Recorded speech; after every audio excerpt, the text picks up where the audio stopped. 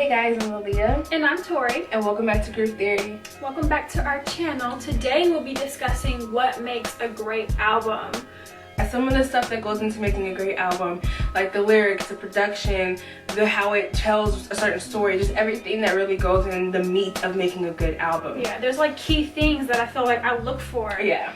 And if they aren't really there, then I can't really decipher it as a great album. Yeah.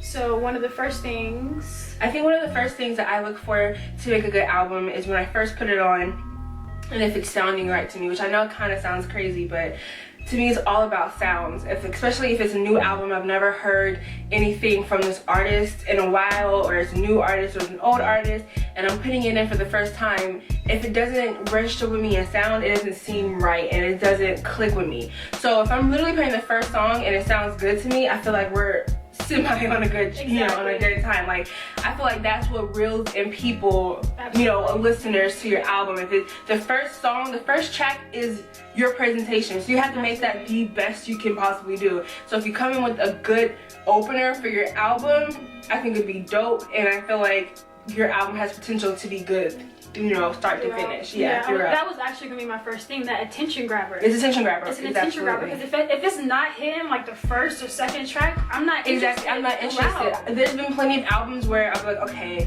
I'm gonna try it, I'm gonna see how it sounds, I'm gonna give it a listen, and then first 3 tracks I'm like, I just can't do it. I can't get push through. forward. Exactly. I cannot. I hate to say this, but an example is the Bryson Tiller album, Trap Soul. Everybody raved about that album. Everybody, you know, it's lit, it's awesome. Go listen to it, Bryson Tiller. He's the newest thing.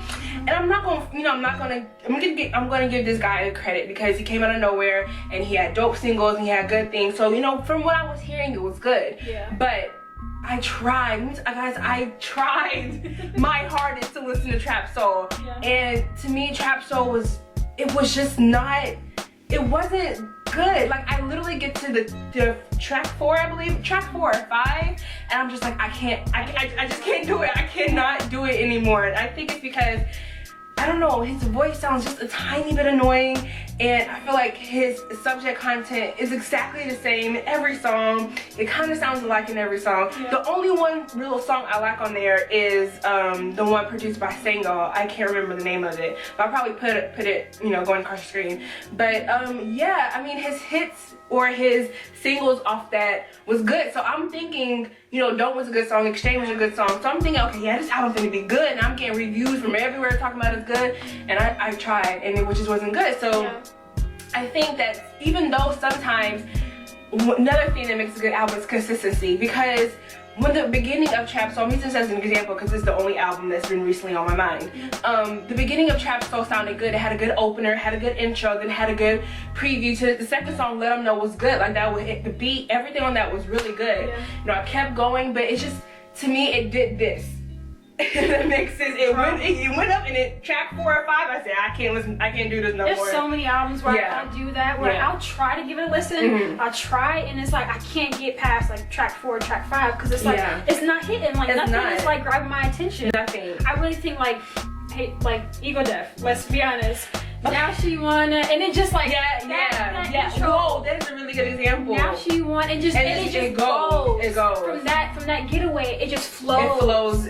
Yeah. So like that follows into like placement. That's my second. Yeah, placement of your songs. Like, if you're not placing them right, if they're not right after each other, where it's got definitely from one another, then it's like, it kind of feels like it's a There's been times when I've listened to albums and I'd be like, okay, I'm listening to it right now, and I'm like, if I was an artist, if I was a person arranging this album, I'd be like, okay, take this song, put it on this part on number 3 instead of where it is on number 2. You know, I'll rearrange it, because to me, because even sometimes I'll even do it, like, you know, I'll download the album on Spotify offline or whatever, then I make a playlist and I'll rearrange the song. Yeah, I rearrange the songs to how I want it, you know, how I think it should sound better. Yeah. And I think that you have to honestly have consistency in there, because you just can't have these 2 good openers and just, you know, slowly drift down. And like you said, Ego Death was a really good example, not just because it's one of our favorite albums, because it's a really good example.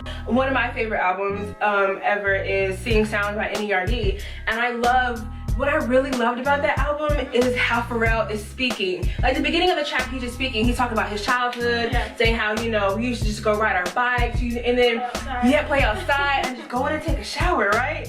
And then to me, it sucks me in. It's just like, okay, what am I going to? What am I going to? Then the second track, all the girls standing in the line for the bathroom, and it's just like, that whole album just kept up with. I can't go on about singing sounds because it's that good. But I just definitely think consistency is definitely... Consistency and placement. Cohesiveness. If the album flows together. There's some albums that are straight up seamless. Like I was listening to another album not too long ago, the Jameson album that you was talking to me about the other day. And it flowed seamlessly. Like seamless. It didn't have no stops. It was just like, it really felt like one giant track that lasted for like 45 minutes instead of separate tracks. So cohesiveness is definitely one thing that goes into making a great album. That flows into like theme. I think when I think of the album, great album theme. They all have themes. Does it have like a theme that kind of brings the album together? It kind of makes the whole album cohesive. Exactly. So like I think Kendrick is amazing. To be quite honest, at having a theme. I think Kendrick too. And really sticking to it and letting each and every song kind of play together. I mean, To Pimp a Butterfly is a great example of how but also his first album and you know his previous albums. But definitely his Good Kid, Mad City was definitely a cinematic piece. Like, close your eyes and you could imagine every single thing that Kendrick was saying on that album, because he knew what he was doing. He knew what his lyrics were doing. He knew he's a good storyteller. And I feel like some artists are really good at storytelling, and Kendrick is one of them. And even on To Pimp a Butterfly, though it wasn't like, you know, a cohesive story, it still, I mean, it was, because at the end with the poem, it's just not as much it wasn't as much as Good Kid, Mad City. It was just they all stuck to one theme and they're all tied together at the end, of course. But yeah, that is definitely one big piece. Collaborations, I feel like, is another thing, but I feel like it can be really tricky. But there are some good albums out there who don't have many collaborations. Take Usher's Confessions. Even though he had one, what song was that? What? On Confessions, Jam. The first, that was like the first song in Ludacris, but that was just like, you know, a hit single, you know, clubbing or whatever at the time. But after that, he didn't have any more features on that album, and that album was fire. Don't tell me nothing about Usher's Confessions, okay? Because that right there, that was Usher's best album. That is Usher's best album. He can never come back and recreate another Confessions, okay? I'm sorry, he just can't. I feel like Confessions was his prime.